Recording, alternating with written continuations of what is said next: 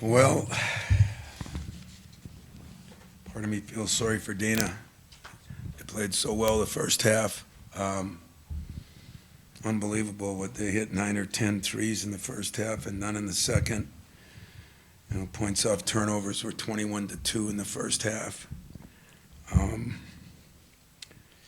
There was not any magical thing said at halftime.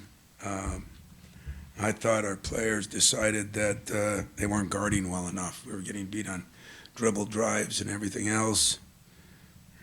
And our crowd was unbelievable. And when that happens, get on a little run.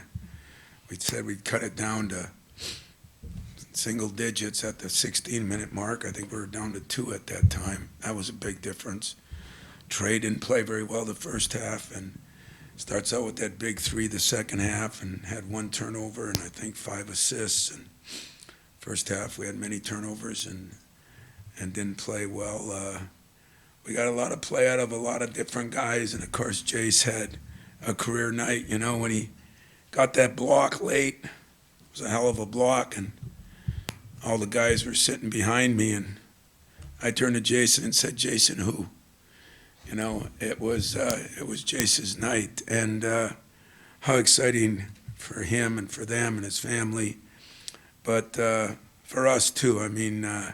He did some great things. Him and Trey, we just kept mixing them up, putting them in ball screens, and we got something out of that because they stymied us the first half.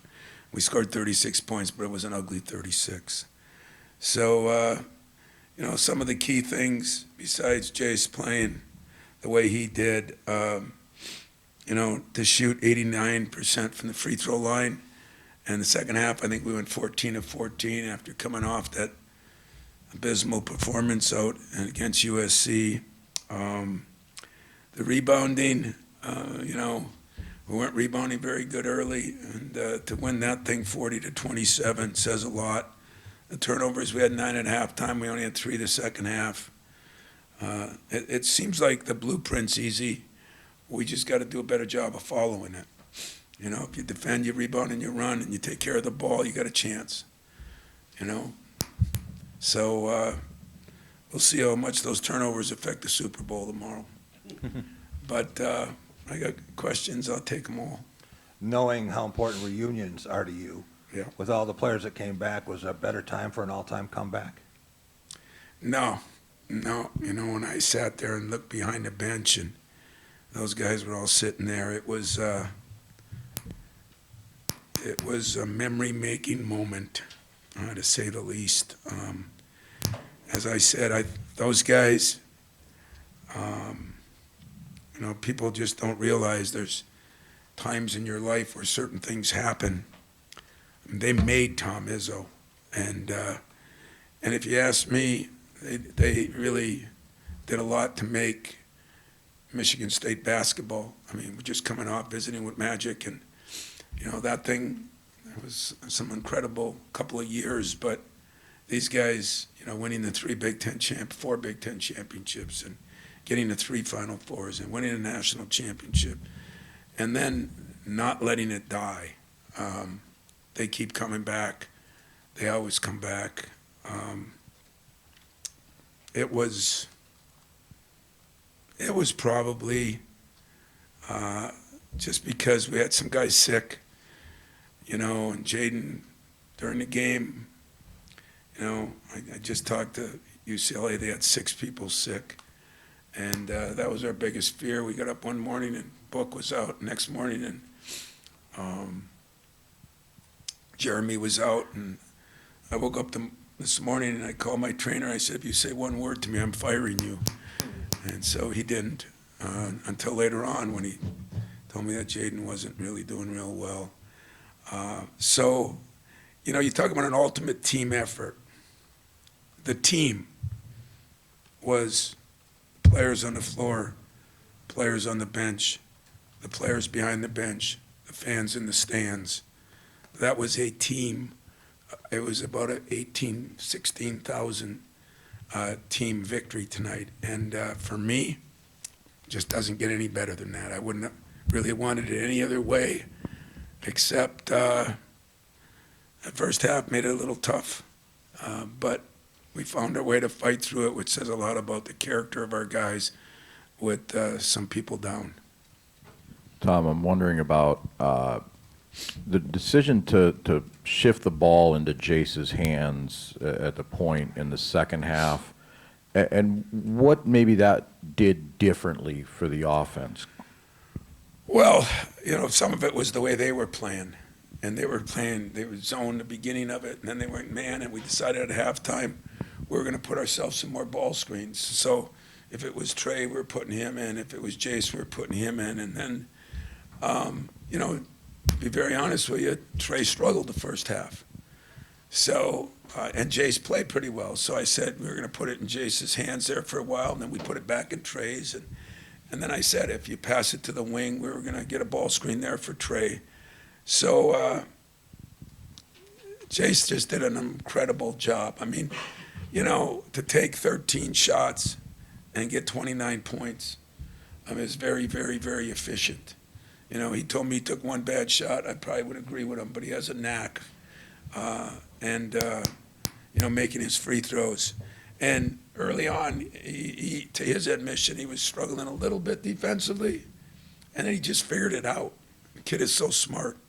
And he just figured it out that he had to press up a little bit on those ball screens and what he did. So I'm really happy for him. He's fought the fight, and he just keeps battling. And it's going to help us. It's going to help us because we need more. We need more movement in our offense. And it was hard because we had to play two bigs a lot, and then without really knowing if we could go to Jaden, and with not enough bodies left, this is the one time that we were kind of hurting in that, and then we got a little bit of foul trouble. So maybe the strength in numbers helped us in the long run. Tom, you had a couple guys sick, as you said. You ended up playing with a shortened bench, not that you wanted to. Is this something that you may lean to, or do you now appreciate the fact that you have a deeper bench and you maybe just kind of roll them in like hockey shifts? Yeah, I don't say roll them in like hockey sticks. I told you that, things will start changing. I still think I'll play a lot of guys, but the minutes might change some, And just as we say all this, there's been such bizarre games. I saw Michigan was just up 16.5, and it was tied with 3 minutes left. The swings that we're all going through. I don't know what the reasons are, but we're going to need all of our people before it's done. I mean, they brought in some people too, UCLA brought in 11 people. Yeah. And, but I think it proved too, and we had some tired hombres at the end of this thing. But, now we turn right around and play Tuesday. So we'll see, but I'm just happy that guys sucked it up, guys did their job, and it wasn't a racehorse game. We didn't get the break, they pressed us. So that too leads to, but we didn't wear them down either. And I don't like that either, but there's nothing we could do about it. They did a good job. He did a hell of a job with his team. I mean, they've been on a wicked streak, and they come in here and punched us right in the mouth. I mean, made shot after shot after shot, and we ate it by those stupid turnovers. I mean, here, throw it to Jack, go make a layup, We should have just gave him the points. We wouldn't have had to run up and down. It would have been easier. And that really bothered me, if you want the truth.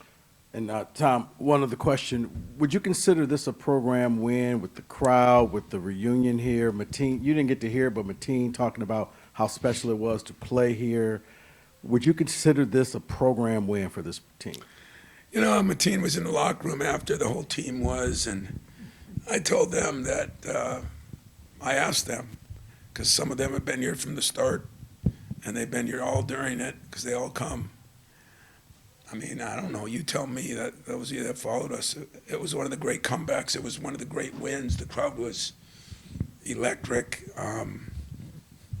If it's not one of the best wins at home, it's a top fiver.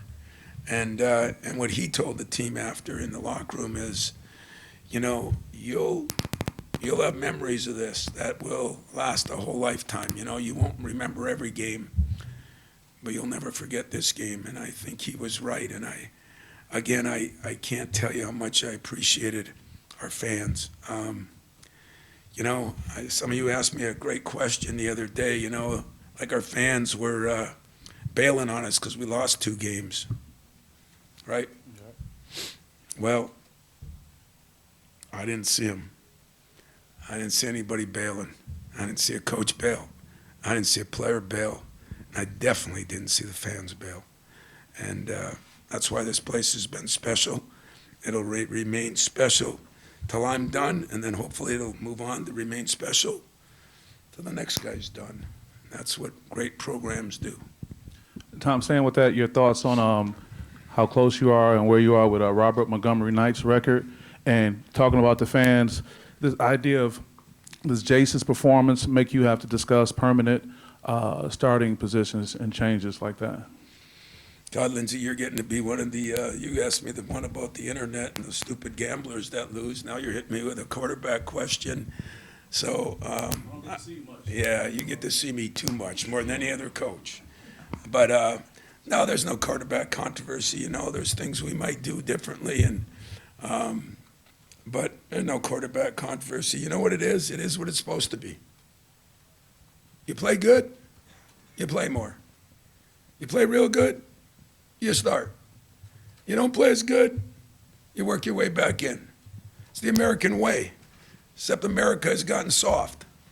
But that is the American way. That's the way it works. And so I apologize to nobody for that. What was the second question? A record and how you're doing. A record? Of all the things I woke up to this morning, no humility, no anything. That wasn't even on the radar. It really wasn't. And I'll tell you why it wasn't. Number one, I said it before, I've got an extra year than Bob does. I'm dumb enough to stay around. He left early. Number two, played more games than Bob did. Number three, records are made to be broken, Memory-making moments will never be broken. Records will be broken.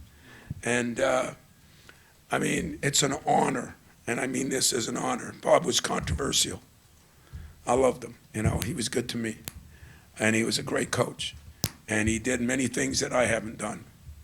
And so if he wants to trade the record, I'll give him a buzz tonight up there. If he wants to trade the record for the 4 other national championships, I'm all in. Because it's about winning championships, not records. What I am proud of the record in 2 ways. I'm proud of it because I get to be talked about with a guy that I really thought highly of as a coach. And number 2, I get to appreciate how many players, because I didn't win one damn game, how many players won games for me in different ways. It's amazing. It's amazing. And, the championship team was back, but there's a couple hundred other former players back. I'm going upstairs.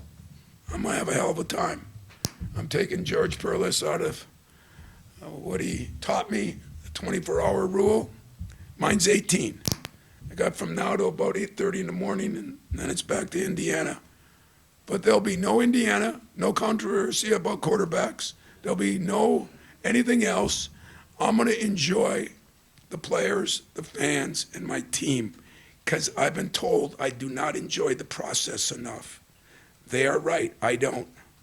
Today will not be one of those days. So I'm going to enjoy the process. Tom, Jace, with the season-high 34 minutes and 0 turnovers, how impressive is that for a young player? And then all things considered, down 2 guys, down 14 at the half. Is that the best half you guys have maybe put together as a team this season? Yeah, I'd probably say it is. Because Jaden, I don't want to say this, but Jaden had to reach down, the second half. We put him on, what's his name, who was killing us the first half. Now, part of the reason he was killing us, we kept throwing him the ball, and he kept going down and making layups. But that kid's a hell of a player, man, Shellstead. And Jaden guarded him. Where he came up with the energy, I don't know. I didn't even ask. Didn't even want to ask. Didn't care. But I'd say that was the best half of basketball this building has seen in many, many, many, many, many years. And some of you guys have been here as long as me or longer. You might agree or disagree, but there's not many times that you have a run like that, the defense like that, the rebounding like that, a performance by an individual like Jace gave us, and a fan base that was out of their frickin' minds. So that's a hell of a combination, you know. I heard Mick from UCLA say if we turn the ball over 3 times a game, like we did against Michigan State, we can win the national championship. I say if we could play in front of this fan base with the energy we had the second half, we can win a lot of games. The other is yet to be seen. Tom, to your right, at halftime, Mateen talked about the 2000 team facing adversity, and that's kind of what helped them coalesce and win that championship. As far as this win goes and this current team, where did you see maybe some of that grit, character, mental toughness change? You know, it's funny because, you know, Mateen's year, and that was a funny year because he was hurt. Remember, we lost to Wright State. I mean, we had a lot of things that happened that year, but we lost, you know, we had dogfights with Penn State when they weren't as good. We had some, you know, we've blown more teams away this year than we did that year, by far. And, but he's right, you know, you find out about the character of the individuals. You kind of find out about your fans, you know. Second half, they got into that thing pretty quickly. And just coming off, Hail Mary 3 at the buzzer. And, boy, I tell you, if those people are on the internet, it ain't the 15,000 that were here.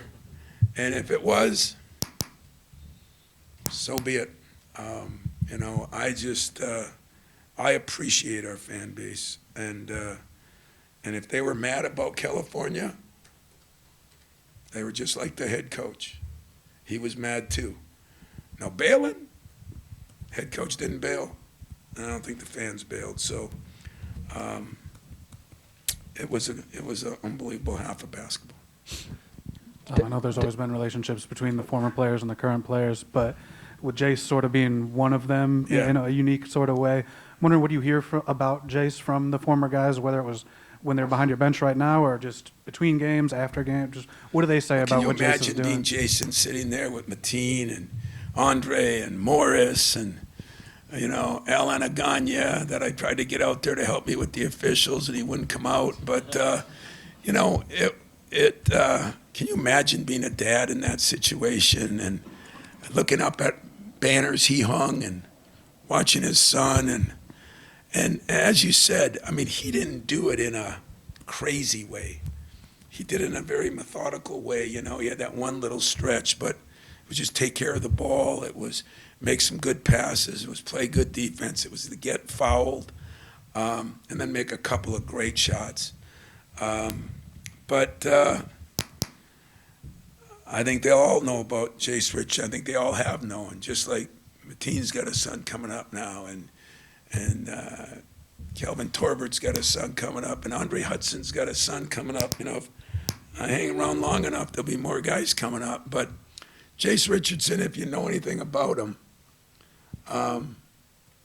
he's way more than a basketball player, you know.